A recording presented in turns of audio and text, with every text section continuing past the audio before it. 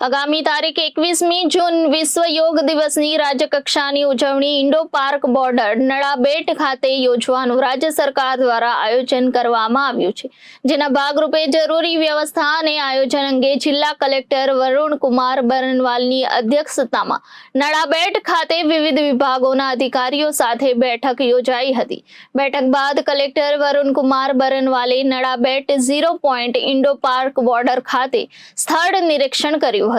Collector Varunkumar બરનવાલે સ્થળ નિરીક્ષણ કરતા તમામ વિભાગના અધિકારીઓને વિવિધ સુવિધાઓ ઉપલબ્ધ કરાવવા જરૂરી સૂચન અને માર્ગદર્શન આપ્યું હતું।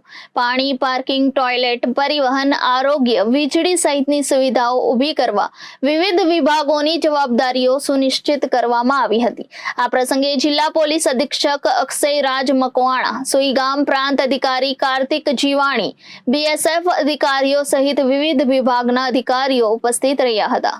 Reporter Thanaji Rajput, Janadesh news, Banaskantha.